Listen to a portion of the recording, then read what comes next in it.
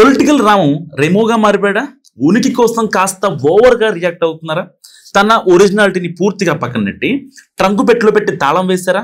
అద్దెకు తెచ్చుకున్న ఆవేశంతో తనను నిరూపించుకోవాలనుకుంటున్నారా? ఎవరా లీడర్? ఎందుకు ఆ మార్పు? మల్కాజ్గిరి బీజేపీ ఎంపీ ఈటెల రాజేందర్ తీరు ఉన్నట్టుండి చేంజ్ అయిపోయింది.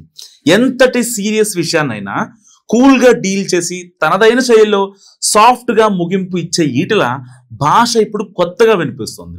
తన సహజతత్వానికి భిన్నంగా ఆయన చేస్తున్న అగ్రెసివ్ కామెంట్స్ 4-5 రోజులుగా తెలంగాణ పొలిటికల్ సర్కిల్లో చర్చనీయాంశంగా మారాయి. అందరూ ఆయన గురించి చర్చించుకుంటున్నారు.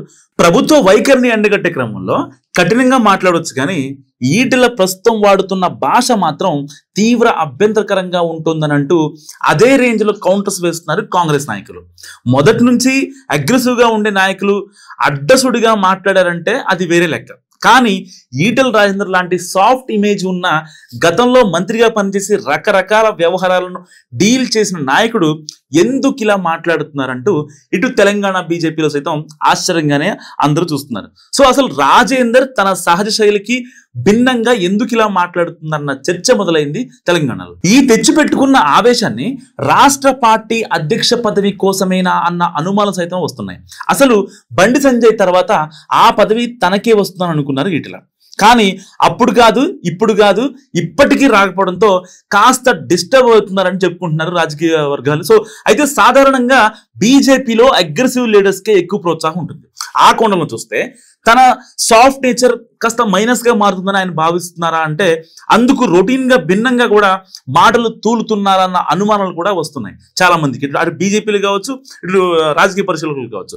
మేడ్చల్ కలెక్టరేట్ పరిధిలో అంశాన్ని హైడ్రా మీద మోపడం సరికాదంటూ ప్రభుత్వం వైపు నుంచి క్లారిటీ వచ్చినా పట్టించుకోకుండా దానికి కొనసాగింపుగా ముఖ్యమంత్రిని ఉద్దేశించి తీవ్ర అభ్యంతరకరమైన పదం వాడటంపై ఫైర్ అవుతున్నారు కాంగ్రెస్ నాయకులు. కాంగ్రెసే కదా, మనం ఏం మాట్లాడినా ఎవరు పట్టించుకుంటారులే అనుకున్నారో, లేక తనను ప్రూవ్ చేసుకున్నారని తప్పుగా కాలేస్తున్నారో, కానీ కనీసం ముఖ్యమంత్రి స్థాయికి కూడా విలువ ఇవ్వకుండా ఈటెల బజారు భాష వాడటం కరెక్ట్ కాదన్న అభిప్రాయం వ్యక్తం అవుతుంది పొలిటికల్ సర్కిల్లో. ఆ వ్యాఖ్యల మీద PCC working president Jagga Reddy serious అయ్యారు. అక్కడితో అది ముగుస్తుందని అనుకున్న కొనసాగింపునిచ్చారు ఈటెల. ధీరులతో యుద్ధం చేయొచ్చు కానీ డాష్లతో కాదు అంటూ మరోసారి స్లిప్ అయ్యారు రాజేందర్. ఈ దెబ్బకు అది జగ్గారెడ్డి వర్సెస్ రాజేందర్ గా మారిపోయింది.